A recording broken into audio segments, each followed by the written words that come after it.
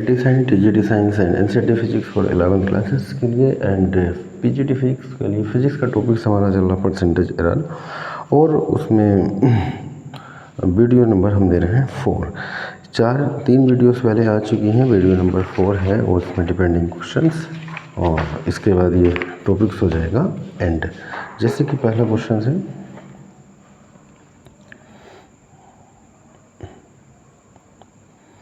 ठीक है, एक गोले के आयतन में अधिकतम प्रतिशत त्रुटि दिया है 6%, तो क्षेत्रफल में कितनी % त्रुटि होगी। गोले के आयतन में परसेंटेज एरर डेल्टा बी बटे बी 6% दिया है, तो उसके क्षेत्रफल में त्रुटि यानी कि डेल्टा ए बटे ए फाइंड करना है। गोले के आयतन में अधिकतम प्रतिशत त्रुटि 6% है, उसके आयतन में परसेंटेज एरर, आयतन में प्रतिशत त्रुटि हमें ज्ञात करना है। तो गोले का आयतन का फॉर्मूला होता है 4/3 पाई आर क्यूब, ठीक है, और क्षेत्रफल में का फॉर्मूला होता है गोले का क्षेत्रफल ए बराबर 4 पाई आर स्क्वायर, ठीक। तो यहाँ से जो कंडीशन लगा के हम डेल्टा आर बटे आर फाइंड कर लेंगे, डेल्टा बी बटे बी दे रखा है, तो ये है कॉन्स्टेंट क्वांटिटी। अगर हम फॉर्मूला बनाते हैं डेल्टा बी बटे बी बराबर 1 × 3 डेल्टा आर बटे आर, तो डेल्टा बी बटे बी 6% दे रखा है बराबर 3 × डेल्टा आर बटे आर हमें फाइंड करना है, तो 6/3 बराबर डेल्टा आर बटे आर, तो डेल्टा आर बटे आर आ गया 2% और 2% आ चुका है डेल्टा आर बटे आर। अब हमें निकालना है उसके क्षेत्रफल में प्रतिशत त्रुटि, डेल्टा ए बटे ए बराबर, यहाँ पे ये कॉन्स्टेंट क्वांटिटी है, इसका मान 1 हो जाएगा एंड 2 पावर है, 2 गुणा में आ जाएगी डेल्टा आर बटे आर। तो डेल्टा ए बटे ए की वैल्यू हमें फाइंड करना है 2 डेल्टा आर बटे आर, तो डेल्टा आर बटे आर का मान 2% आ चुका है, तो 2 × 2, तो डेल्टा ए बटे ए बराबर आ गया हमारा 4%, ठीक है। तो गोले के आयतन में जो त्रुटि है वो 6% था और क्षेत्रफल में त्रुटि निकालनी है, वो कितनी आई है हमारी 4%। अगला क्वेश्चन है, किसी गोले के आयतन में परसेंटेज एरर, आयतन में त्रुटि 9% है, उसके क्षेत्रफल में त्रुटि ज्ञात करनी है। तो आयतन में त्रुटि दिया है कितना, 9%। वैसा ही क्वेश्चन है, सेम डिजिट चेंज करनी है, यहाँ 9/3 यानी कि 3% हो जाएगा, डेल्टा आर बटे आर कितना आ गया 3%।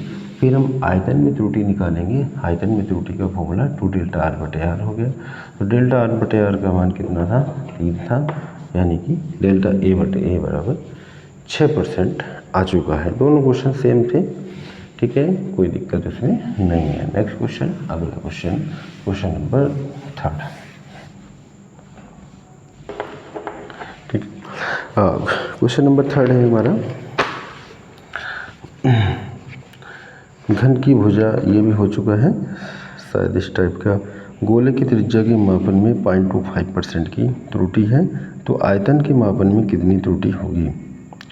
तो गोले की त्रिज्या के मापन में, गोले की त्रिज्या के मापन में त्रुटि, मापन में त्रुटि दिया है 0.25%।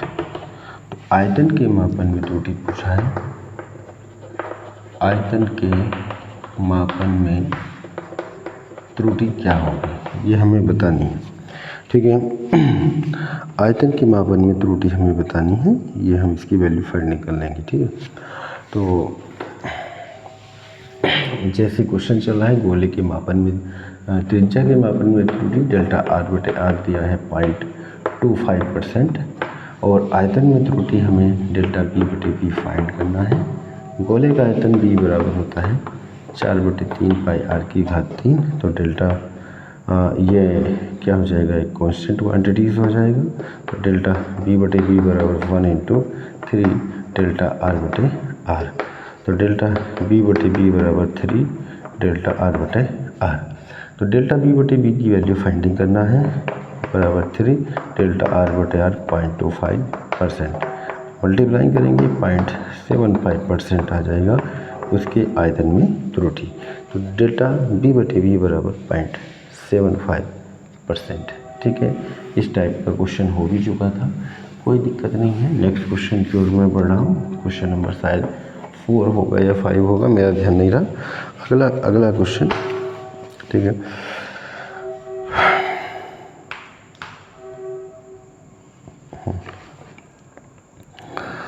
आगे क्वेश्चन दिया हुआ है,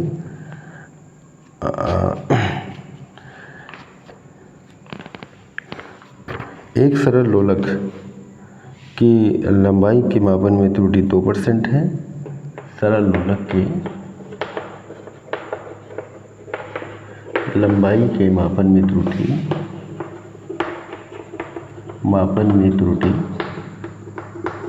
2%,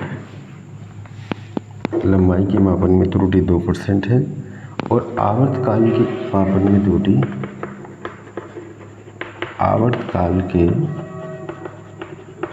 में त्रुटि वो दिया है 3%। पूछा है जी के मापन में अधिकतम प्रतिशत त्रुटि ज्ञात करो। ठीक है, अधिकतम प्रतिशत त्रुटि ज्ञात करना है। जी के मापन में मैक्सिमम परसेंटेज एरर, अधिकतम प्रतिशत त्रुटि ज्ञात करना है। ठीक है, तो फॉर्मूला है हमारा इसमें आवर्तकाल के लिए t बराबर 2π√L/g। ठीक, आवर्तकाल के मापन में त्रुटि t दे रखा है, g के मापन में त्रुटि पूछा है। हम अगर इसको स्क्वायरिंग कर लेते हैं L/g, g के मापन पूछा तो g का फॉर्मूला बनाएंगे तो 4π² तो ये g बराबर हो जाएगा 4π² LT की पावर -2। ठीक है, अब यहाँ पे हमारा जो फॉर्मूला बनेगा वो बन जाएगा डेल्टा g बटे g बराबर, ये कांस्टेंट है तो 1 हो जाएगा, L का डेल्टा L बटे L, पावर स्टार्टिंग में -2 डेल्टा t बटे t। अब लेना है अधिकतम प्रतिशत त्रुटि डेल्टा g बटे g का मोड बराबर डेल्टा L बटे L का मोड प्लस मोड में आ जाएगा -2 डेल्टा t बटे t का मोड।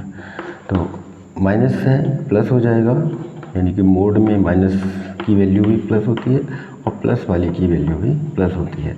मोड यानी कि मापांक, तो 2 प्लस है डेल्टा t बटे t, ये बन गया हमारा फॉर्मूला। तो जी के मापन में अधिकतम प्रतिशत त्रुटि ज्ञात करना था। डेल्टा जी बटे जी बराबर डेल्टा एल बटे एल प्लस 2 डेल्टा टी बटे टी। तो हमने लिया डेल्टा जी बटे जी का मोड बराबर डेल्टा एल बटे एल कितना है, डेल्टा एल बटे एल लंबाई की मापन में त्रुटि 2% है जो दिया है, डेल्टा एल बटे एल 2% दे रखा है और उसके आवर्तकाल के मापन में आवर्तकाल टी होता है तो डेल्टा टी बटे टी 3% दे रखा है। तो डेल्टा एल बटे एल 2% प्लस का 2 डेल्टा टी बटे टी 3%, 2 प्लस 6 बराबर आ गया 8%। तो डेल्टा जी बटे जी का मोड बराबर 8%। ठीक है, ये हमें वैल्यू फाइंडिंग करना था। तो उसके किसमें आवर्तकाल के मापन में जी के मापन में कितनी प्रतिशत त्रुटि होगी। तो जी के मापन में जो त्रुटि आई है वो आ गई है हमारा 8%। नेक्स्ट क्वेश्चन इसी टॉपिक में 2 क्वेश्चन और हैं, क्वेश्चन नंबर 4 और 5। शायद ये सार्थक अंक का एक क्वेश्चन दे रखा है, क्योंकि एग्ज़ाम है कुछ भी हो सकता है। सार्थक अंक होता क्या है, 2 में सार्थक अंकों की संख्या बतानी है। सार्थक अंक यानी कि वो अंक होते हैं जो वैलिड अंक माने जाते हैं। जैसे पॉइंट से पहले, दशमलव से पहले 0 का कोई मान नहीं है, अंक से पहले 0 इसका भी कोई मान नहीं है। तो सार्थक अंक स्टार्ट होंगे यहाँ से 1 2 3 4, इसमें सार्थक अंक कितने हो जाएंगे 4, सार्थक अंक बराबर 4। ठीक है, मान लीजिए क्वेश्चन था 28.000 इस तरह से होता तो पॉइंट के बाद का अंक का कोई मान नहीं होता है, तो सार्थक अंक इसमें 2 ही होते हैं। तो सार्थक अंक बहुत आसानी से पहचान सकते हैं कि जो अंक वैलिड होते हैं या जिनकी मान्य अंक होते हैं उन्हीं को हम सार्थक अंक कहते हैं। ऐसे ही एक क्वेश्चन इसका और दे रखा है, ये दिया है 0.07200 में सार्थक अंकों की संख्या बतानी है। ठीक है, तो इसमें भी 1 2 3 4 ये वाला अंक से पहले 0 का मान कुछ नहीं होगा, ये 4 अंक होंगे 1 2 3 4। तो इसमें भी सार्थक अंक कितने होंगे? 4 ही होंगे। ठीक है।